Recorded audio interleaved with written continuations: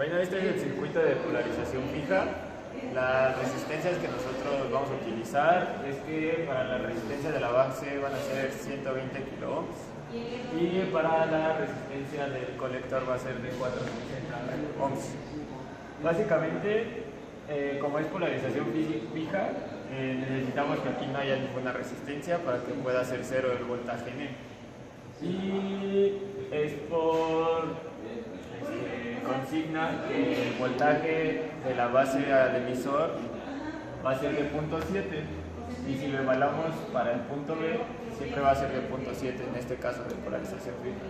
Para sacar el voltaje en C hacemos el análisis de la malla y sacamos que BC es igual a BCC menos IC por RC. Para eso tenemos que sacar primero la corriente de la base y la corriente del colector. La corriente de la base nos da que es 94.16 microamperes y la corriente del colector 28.25 miliamperes. Y con esto podemos sacar el voltaje del colector, que es menos 0.995. Y finalmente podemos sacar los voltajes entre los componentes de nuestro transistor, que básicamente es el voltaje de BCC, es el voltaje de B menos el voltaje de C, y nos da un voltaje de 2.4. Para BCD es el voltaje de C menos el voltaje de E, que nos da menos 1.54. Y pasaremos a explicarlo de manera experimental. Ok, este es nuestro circuito experimental. Tenemos la resistencia, que es de 120K. Tenemos la otra resistencia, que es de 480 ohms, y nuestro transistor. Este es el circuito simple y procederemos a ver los voltajes. Primero lo alimentamos con 12 volts y pasamos a medir los voltajes en el emisor, la base y el colector.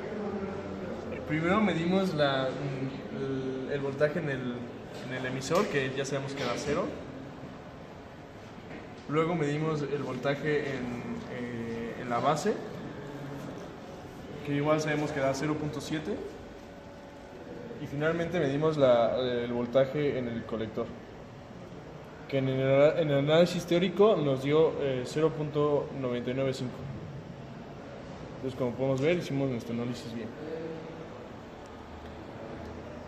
Bien, ahora vamos a explicar el circuito del transistor polarizado estabilizado en el emisor.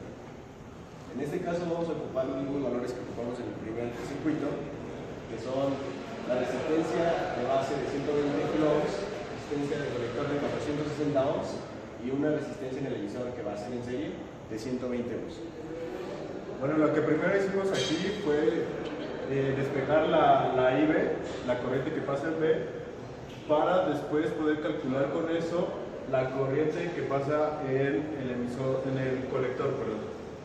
Con esa corriente que pasa en el colector pudimos saber cuál es su voltaje que pasa en ese colector.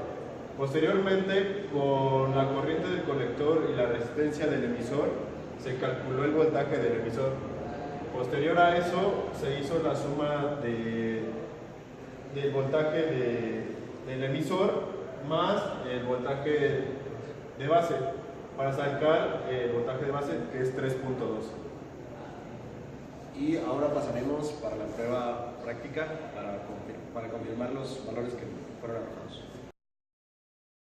Aquí vamos a hacer la parte práctica, donde aquí vamos a presentar los valores de voltaje y estamos haciendo, aquí está el circuito, aquí tenemos la resistencia de 120 k ohms, de 460 ohms y de 120 ohms, y aquí está nuestro transistor 2N222A.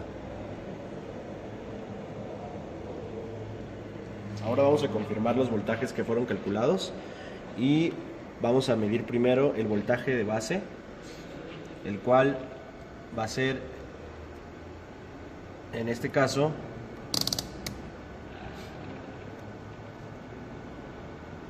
$3.16 volts. El voltaje del colector, en este caso, que van a ser 3.4 volts. y para el voltaje de base serían 2.4 volts. La única diferencia o como conclusión tenemos es que tenemos una variación en el voltaje de conector, de emisor en este caso, y realmente desconocemos las razones en las cuales. Ya comprobamos todo, ya confirmamos el funcionamiento del transistor, pero nos sigue arrojando el mismo voltaje. Solamente tenemos una variación de 1 volt. Eso sería todo. Gracias.